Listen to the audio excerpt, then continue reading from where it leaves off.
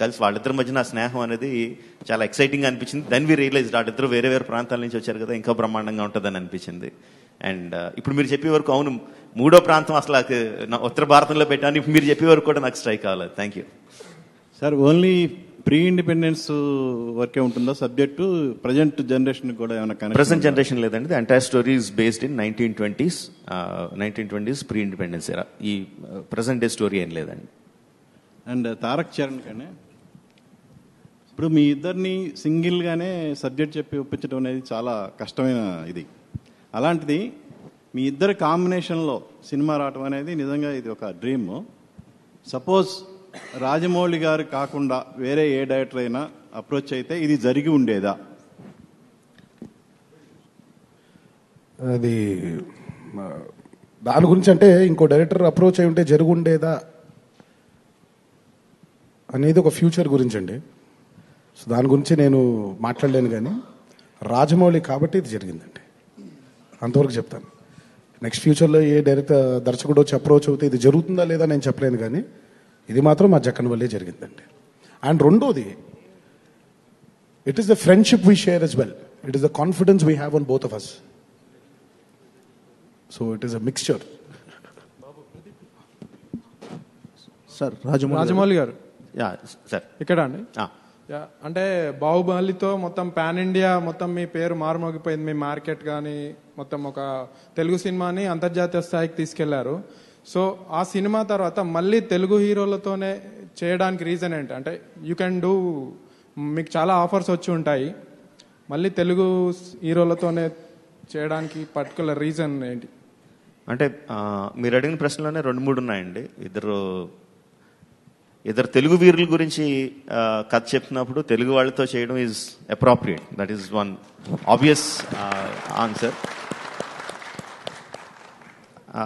Second one is again మీరు అడిగిన నా క్వశ్చన్లోనే ఆన్సర్ ఉంది. బాహుబలితోనే చేసాం కదండి, పాన్ ఇండియా వెళ్ళింది కదా. సో మనం కథని స్ట్రాంగ్ ఎమోషన్స్తో చేస్తే, సిన్సియర్గా చేస్తే యాక్టర్ ఎక్కడి నుంచి వచ్చారన్నది ఎక్కువ ఇది అవ్వదండి. Of course I know actors, తెలుసున్న యాక్టర్ ఉన్న సినిమాకి వెళ్ళడానికి ప్రతి ఆడియన్స్ ఇష్టపడతారు. But if you have such a story wear the audience can associate themselves, ఆ క్యారెక్టర్తో అసోసియేషన్ అనేది మనకి ఏ యాక్టర్తో బాగుంటుందో వాళ్ళతో మనం సిన్సియర్గా చేస్తే ఆ బౌండరీని క్రాస్ అయ్యి వెళ్ళిపోగలుగుతామని నమ్మకం అండి. సార్ రాజమౌళి, ఈ నెలలో ఇప్పుడు రామ్ చరణ్ గారి బర్త్డే ఉంది, మళ్ళీ మేలో తారక్ గారి బర్త్డే ఉంది. మేమైనా ఎక్స్పెక్ట్ చేయవచ్చా మళ్ళీ ఫస్ట్ లుక్స్ లాంటివి, టీజర్ లాంటివి? లేదండి. అంటే వీఆర్ సినిమా రిలీజ్ దాని గారు చెప్పినట్టు July 30th, 2020. ఇప్పుడు రిలీజ్ చేయడం విల్ బి టూ ఎర్లీ. ఎందుకంటే July 30కి అక్కడో మార్చి ఉంది, అక్కడో మే ఉందండి. సార్ రాజమౌళి గారు, సార్ బాహుబలి లాంటి సినిమా తర్వాత రాజమౌళి గారి దగ్గర నుంచి మళ్ళీ నెక్స్ట్ ఏ సినిమా రాబోతుందని యావత్ భారతదేశంతో పాటు అందరూ ఎదురు చూశారు. అంటే మీకు కూడా బాహుబలి తర్వాత ఎలాంటి సినిమా చేయాలని ఒక డైలమా ఉండేదా? పర్టికులర్గా ఈ సబ్జెక్ట్ని ఎంచుకోవడానికి రీజన్ ఏంటి? అంటే ఈ చారిత్రక నేపథ్యం ఉన్న ఈ కథలో మీరు కొంచెం ఫిక్షన్, సినిమాటిక్ లిబర్టీ తీసుకోబోతున్నారు. అంటే ఈ స్వాతంత్ర సమరయోధులు అక్కడి నుంచి ఏమన్నా వివాదాలు రావని అనుకుంటున్నారా? అది ఎంతవరకు? అగైన్ మళ్ళీ 2-3 క్వశ్చన్లు ఉన్నాయండి మీరు అడిగిన దాంట్లో. ఫస్ట్ది, చాలా సిన్సియర్గా నేను ప్రతి సినిమాని ఇదే ఫస్ట్ సినిమాగా అనుకొని చేయడానికి చాలా ట్రై చేస్తానండి. అఫ్ కోర్స్ పాత సినిమాల తాలూకు ఇంపాక్ట్ ఉంటుంది, కంప్లీట్గా తీసేయలేము దాన్ని. బట్ అది దాని తాలూకు ఆ సినిమా రిలీజ్ అయింది, హిట్ అయింది, దాని తాలూకు ఎంజాయ్మెంట్ అంతా అయిపోయింది, దాన్ని ఇంకా క్లోజెట్లో పెట్టేసి ఫ్రెష్గా దీన్ని ఆలోచిద్దామని చేయడానికి ట్రై చేస్తాను. సో ప్రీవియస్ సినిమా తాలూకు జనాల తాలూకు ఎక్స్పెక్టేషన్స్ నాకు తెలుసు కానీ, but I won't let that effect my judgement. దానికోసం సిన్సియర్గా ట్రై చేస్తానండి. సో అది పక్కన పెడతాను. అండ్ వివాదం అనేది అది ఎప్పుడు వస్తుందండి. మనం ఏ సినిమా తీసినా ఏమీ సంబంధం లేదు.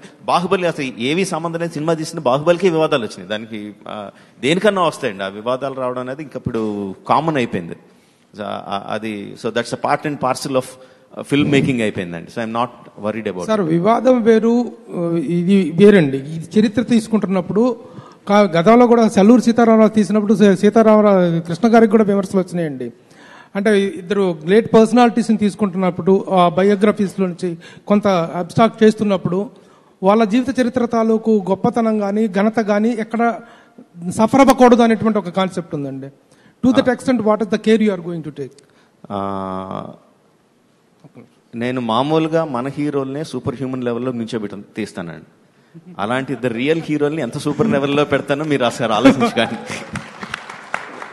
అండ్ సెకండ్ థింగ్, చెప్పినప్పుడు వివాదాలు వస్తాయండి. ఏదో రావాలని కాదు. ఇప్పుడు అల్లూరి సీతారామరావు కృష్ణ గారు చేసినప్పుడే వివాదాలు వచ్చినాయి అన్నారు. ఆయన తీయడం మానేయాలా? అన్నమయ్య తీసినప్పుడు వివాదాలు వచ్చినాయి, ఆయన తీయడం మానేయాలా?